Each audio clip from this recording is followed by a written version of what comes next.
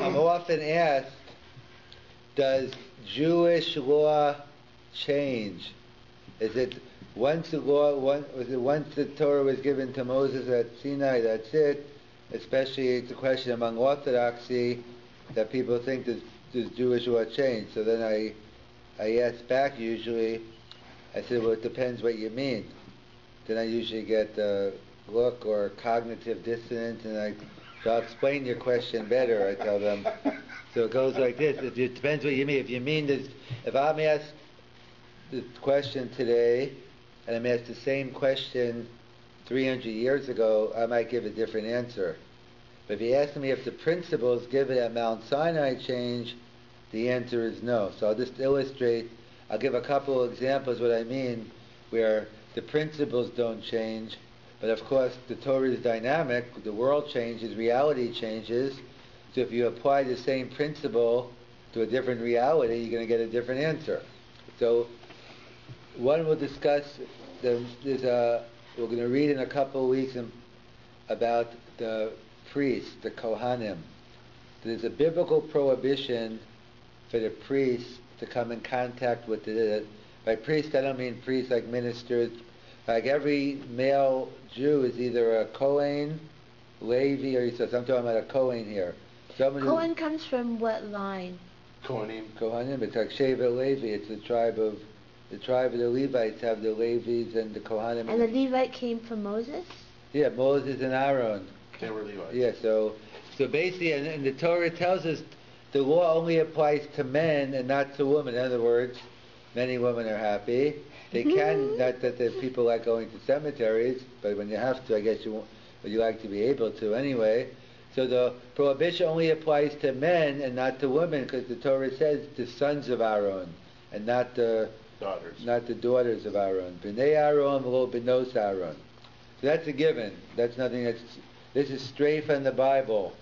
That the law applies to men, the male Kohanim, and not to female Kohanim. And the same for Levies, right? Right. No, Levi, there is no halacha. I'm a Levi. Just Kohanim. Yeah, I have free access to cemeteries. I also won't be able to do the funeral tomorrow. So of course there are exceptions for your close relatives. You're allowed to, the 7 relatives, but for your mother, father, etc. Of course you could go to the funeral. In fact, you have an obligation to. But borrowing if it's not one of the 7 relatives, or there's no one else to do it, what we call meis mitzvah. So then in those cases, if the person wouldn't be buried except for you, then you can do it. But barring the special exemptions, as a general rule, priests cannot go to a cemetery. So the question is as follows. Let's say the wife of a Kohen is pregnant. And so the question is, can she go to the cemetery now? I don't like this question. Because why? Maybe she's carrying a male fetus inside. Maybe she should check. But we'll get to that. You're not far off. We'll get to checking. So therefore, the common answer a couple hundred years ago was there's 3 principles in the Talmud. What do you do when there's a doubt? There's a doubt here. I don't know. Don't go. So a doubt, safek d'oraisa u'chumra, a doubt regarding a biblical law was strict on. If you're not sure, you can't do it. A doubt regarding a rabbinic law we're lenient on.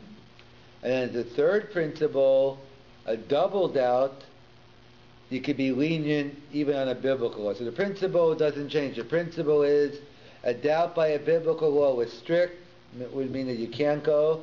A doubt by a rabbinic law will lean you would be able to go. A double doubt, even on a biblical law, that would be permitted. So therefore, the classical commentators said this woman can go to the cemetery even though she's pregnant. Why? Because it's a double doubt, what they call a sveka.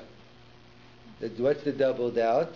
One doubt, maybe it's a male, maybe it's a female. Who knows if it's a boy or girl inside? That's one doubt.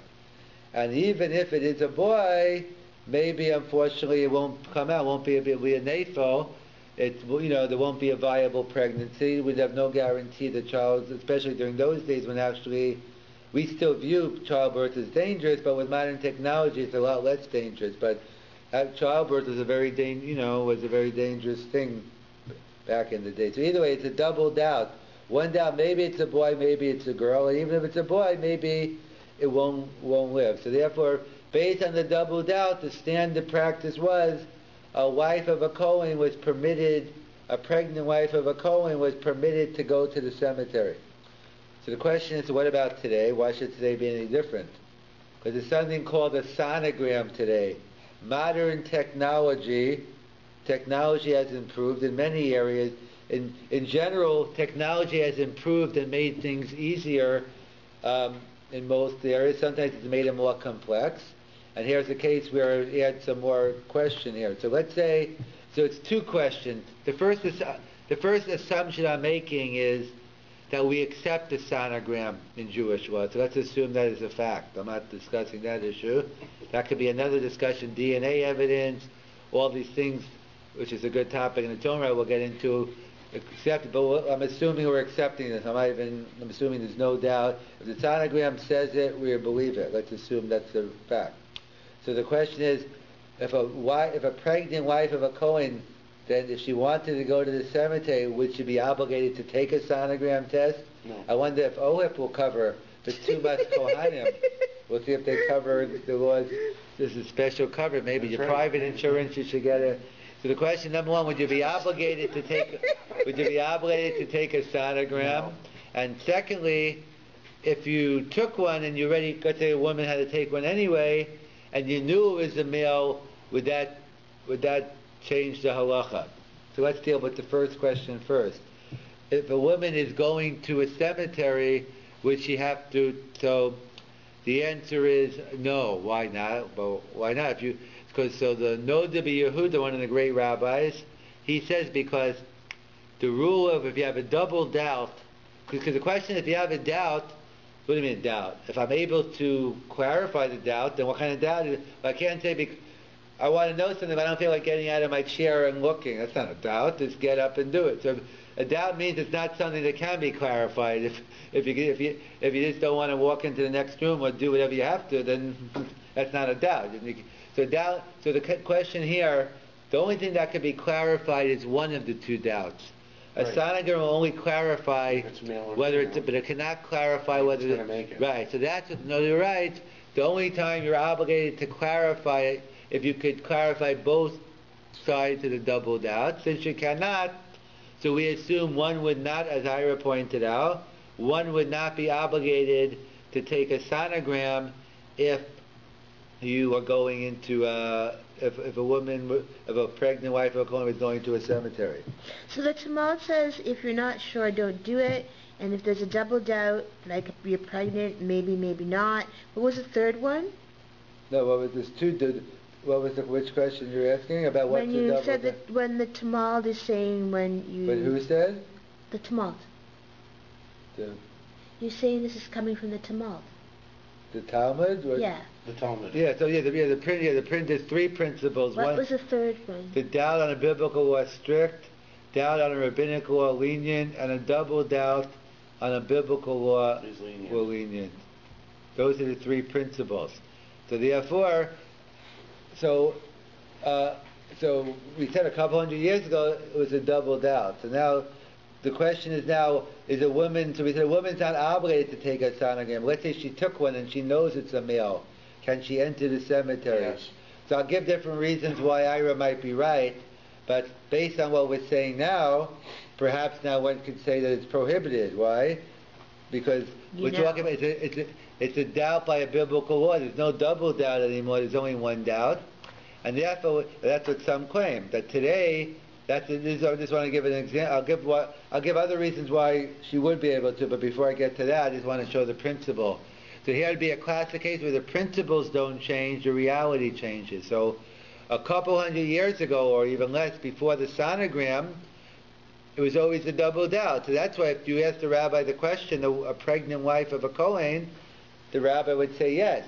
But today, with the sonogram, so it's a whole different question. Now, to the same exact question, the answer could be no, because it's only one doubt. It's a doubt by a biblical law. and endowed by a biblical law was strict on. So that's a classical example where the principles don't change, but the reality can change. 200 years ago it could have been permitted, but today, since it's only one doubt, because there's no, it's a boy, so there's only one doubt, okay, a doubt on a biblical law, let's go back to the Talmud, and the principle is was strict. So that's how, so some do say today one is not permitted if a woman took a sonogram test and knows it's a male, then one would not be permitted to go to it. So there are those rabbis who would say no. I'll just give you why we could still be lenient even if we don't accept like this, because there are other reasons. Another opinion is that it's called tuma belua, which means is the fetus inside is totally inside the womb. So the laws of defilement of priests only applies if something's actually outside. So therefore, some would say it wouldn't apply in this case, that a person is, the fetus would not become defiled because it's inside the womb and it wouldn't be a problem. And that's how some would suggest. And Mr. Schiffman. And then others would suggest another reason to be lenient is, it touches on another fundamental question is, when does the father-son relationship begin? It's obvious when the mother-child begins right away at conception. She's carrying the baby. So the mother relationship begins right away. But what about the father? So i.e., when does the child become a Kohen? So some opinions are that the father-son begins at birth. So in the womb, you're just a child. You're not a Kohen. You're non-denominational. You're a non-Kohen Levi Yisrael. You become a Kohen at birth, so therefore it's not a problem. So today, practically speaking, there are different opinions among the rabbis whether a wife of a pregnant Kohen, whether you could be lenient today. But let me just point out anyway, the practice is whether you're a pregnant wife of a Kohen, Levi, or Yisrael, the practice is that a pregnant woman does not come to a cemetery, because the pregnant woman is the epitome of life. She's living and she's carrying a child, and at funeral, a dead body is the highest level of tuma defilement, and therefore the general Jewish practice is that whether any pregnant woman does not go. Let me just point out, it's important still to know the distinction, because let's say you're a wife of a Levi or Yisrael, that's only a custom not to go. So let's say you have a strong reason to go. Let's say for some reason one of the family members are adamant that you be there, and it's going to cause a family fight, so then you can go. In other words, you have to weigh the custom. But in the case of a wife of a Kohen, if depends. If you say it's okay, then it would be the same question. But if you assume it's prohibited, so you can't go no matter what. So practically speaking, you probably won't make a difference, because you're not going to go anyway. But it could. But if you hold that you can't go, so then it'd be much harder to go than if it was the wife of a Kohen. So that's the point I brought it down. I just wanted to bring an example where the principles don't change, but the halacha might change. That's one example. I'll give you another example. One that has to do with the synagogue, or I should say an object in the synagogue. We know, where do they house the Torah scrolls? In the Aron Kodesh, the Ark, the Holy Ark. They put the Torah scrolls. So the different levels of sanctity in Judaism, it's not just either it's holy or not. There are different levels, and we'll explain afterwards why there are different levels. Why not just either say, so the different levels, let's say, the Torah itself, that's considered Guf HaKedusha, that's the highest level of inanimate objects. That the Torah itself has a level of sanctity. That's one level. There's a second level, anything that comes in contact with the Torah. So let's say the Torah cover, that would have the status of what they call in Halacha Tashmishe Kedusha, usages of Kedusha. In other words, that's a secondary level, that that it's called Tashmishe Kedusha, anything which comes in contact with the Torah. And then there's a third level, that Tashmish, let's say you put it, let's say you put the Torah down on top of the bima.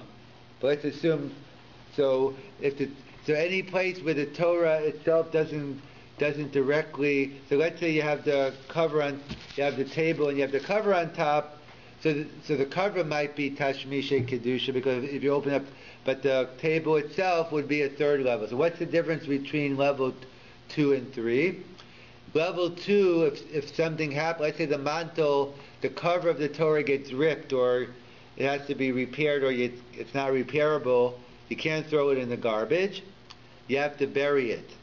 But something which is only Tashmishe Mitzvah, that could be thrown out. Let's say a shofar or a lulav, after you finish using it, technically speaking, it has no more kedusha, and let's say you shouldn't just throw it out like you should put it in a separate compartment and put it away. But strictly speaking, there's no more sanctity. So the different levels of sanctity. So basically, the principle is anything that comes in direct contact with again, it's the same thing also with the tefillin. Anything which is, so the parchment inside the Torah, anything that's touching the parchment, like the black boxes, the phylacteries, so that has a status of Tashmishe Kedusha. And similarly, a mezuzah. So actually, ironically, as it comes out, the saran wrap, where you wrap up the cloth, which costs about 5 cents, that certainly has to be buried, because that's directly rolling up the mezuzah. Perhaps we'll get to the $5,000 mezuzah cover, that might be able to be thrown out, but we'll come back to that issue in a minute. So the question is, what is the status? If I asked you the ark, would that fit into status number 2 or status number 3? The ark. Not the Torah itself, but the ark, right. So that's the answer I'm looking for. One would say that the ark should be number 3, because the ark's never coming in direct contact with the Torah. The Torah has covers on it. So yet, if you look in the Talmud, in the Gemara Megillah, the Gemara Megillah calls it door number 2. It considers it Tashmishe Kedusha, and you have to, it's a big difference. It's one thing when you come with the little pages you could put in the Shemas, but an ark is a big thing to bury in the ground. You can't just leave it out. So why is it, the question is, it doesn't come in direct contact with the Torah, so why should it be the level number 2? Because it's specifically used for that purpose. For which purpose? To hold the Okay, Torah. so actually that'll be a good answer we'll get to, but first I want to give an answer which shows that the principles stay the same, but then I'll come back to what you're saying.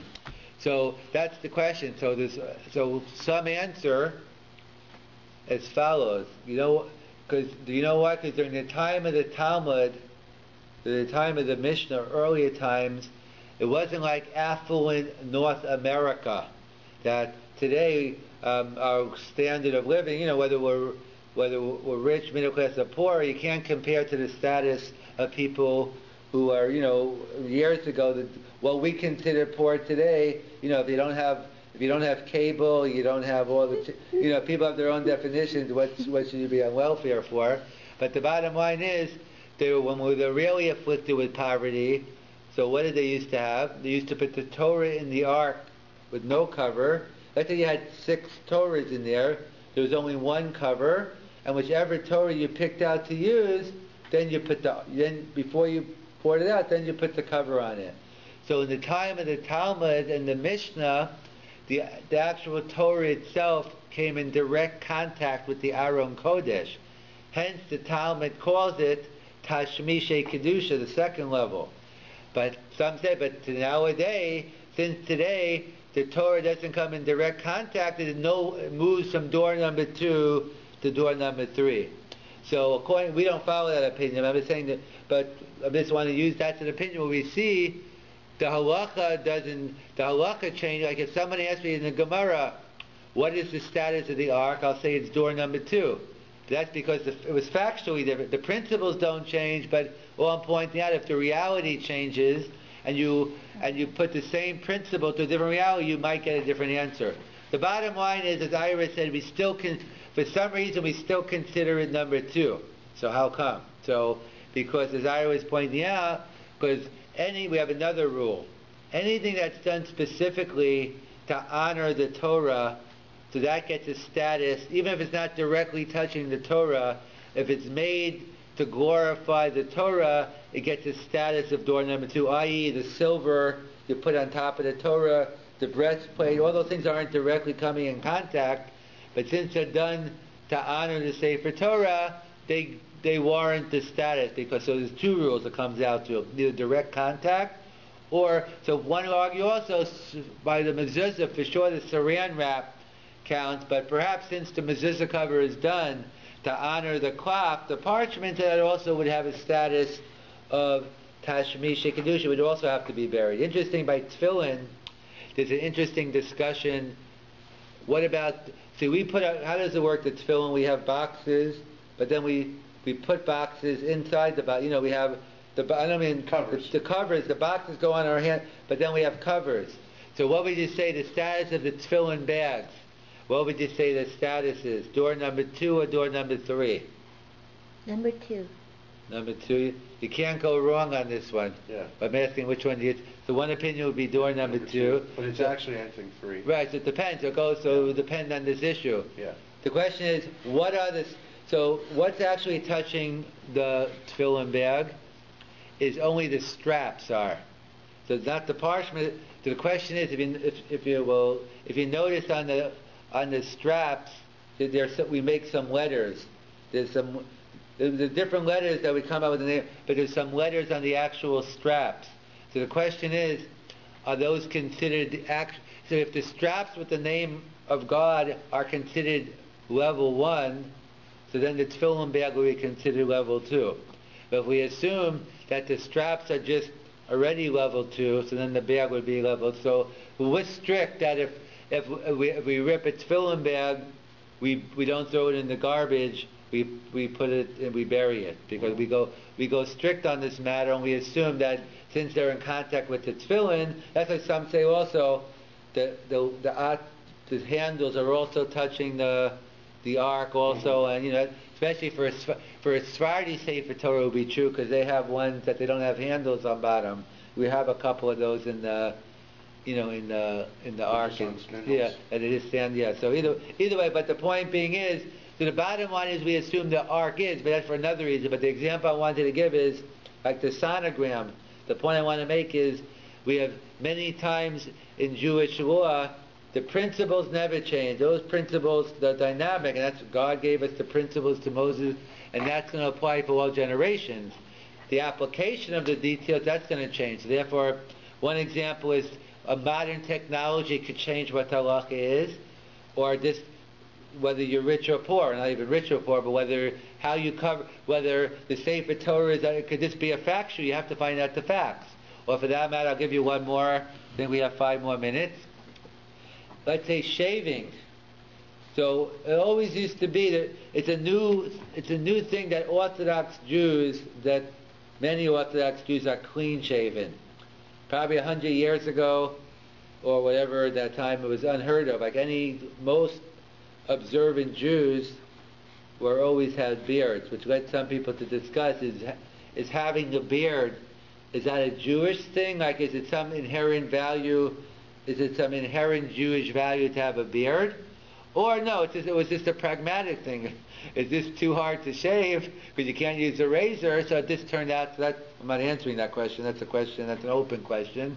So of course I say during Sphira and the 3 weeks, it's an inherent value, because that's when I have, I'm just kidding. But either way, that's a separate question. So it goes like this. Just an opportunity to be lazy. Right. So for me, see, it's true. I have mixed. See, that's the problem is I like not shaving. I like being clean shaven. So we haven't worked out a technology yet. We could take care of that, but we're working on it. So either way, the question. So when electric shavers came, so let me just tell you the facts. The facts are, a Jewish male cannot use a razor on different parts of the face. Razor is how it's a verse in the Bible. But a scissor you're allowed to use a scissor to cut off the edge. Those are all givens. Scissors in, razor out. That led to the major debate, which still goes on today, is what's the status of an electric shaver? Does an electric shaver have a status of a razor? Because if you read the ads, it says it's razor-like, and look how close those Norelco, what is it, lift and cut, or whatever they call them, or is it scissor-like? That's a major. So in Israel, many of the rabbis do not permit electric shavers. But I say the consensus view in North America is we treat electric shavers like scissors, and because the trick is you can't go by the advertising what it says on the label. You have to read the patent. If you read the patent, you'll get the truth. Because what they say is probably they're saying it actually happens at the same. All that stuff they say it isn't. I didn't personally do the research, but I know a lot of people have, and basically. That's the reason why it's permitted, because what they're saying isn't true. It's kind of like a discussion like they had about one of the questions of whether toothpaste actually makes your teeth whiter. It was it's a discussion among the rabbis whether you could use toothpaste on Shabbos or not. Then there might be other things. But one of the issues was, did you accept? So one rabbi read the ads and said, no, you're not allowed to do it. Another rabbi said, what are you talking about? That's not true. That's advertising. He wasn't familiar with the 20th century advertising where you lie as much as you can so people will buy your project without being able to get sued over it. It's a fine line to exaggerate the truth. So either way, it's the same. So up until it wasn't, most observant Jews did not shave. It wasn't. So and even when they did, there was different type of. So basically, most Jews had beards. So therefore, so if a Jew has a beard, you don't really have to shave every day. You could trim it once in a while, but it's not going to be noticeable. But if someone's clean shaven, and you go a day, 2 days, 3, it's very noticeable that you're shaving. So let's say, for instance, so the halacha is when the person loses, let's say, a mother or father, and after the month is up, so after 30 days, so the first 30 days you're not supposed to shave. But after that, the halacha is that if someone comes over to you, and we'll see if someone actually has to come over or not, but if someone comes over to you and says, you look disgusting, you look like a manuvel, then you're allowed to shave. So that's a discussion where someone actually has to tell you, or you just look in the mirror. So we'll assume, and then the question is, every time, do you have to do it every 3 days, or once you look in the mirror, once you get the blanket? So in fact, so that's the halacha. So it could have been that. So whether someone looks like a manuvel would depend on, let's say, if you have a beard or not. If you had a beard, if you don't shave for a day or two, maybe even a week. I don't know, depending how your beard. People might not. But so therefore, Rav Soloveitchik, he has a whole discussion, maybe we'll continue it next week, but that's why he gets into the whole discussion of Sfira Sa'omer. He assumes, he has a very lenient view in terms of shaving during the Sfira time. He says Sfira has the status of the 12 months, and therefore he says, since today, one who is accustomed to shave daily, and therefore, again, everyone agrees because it's only a custom if you need it for work and other. If you're in pain for not shaving, then you don't need Rav Soloveitchik. Many say it's only a custom, you could go and shave. But Rav Soloveitchik, if he's saying it, you don't have to. You're not in pain. You're a rabbi. You don't have to shave. That people understand. That's the law. But he's saying it. The Rav Soloveitchik would tell a rabbi to shave. He would say is that since the halacha is that since today you're clean shaven, and therefore if you have a mitzvah to look well kempt. Every Jew has a mitzvah, you should always look well and dress well, and therefore if you look like a menuvel, you look this. So therefore one should shave. So I'm saying, but so obviously I'm just pointing out that would only come up more. So that's why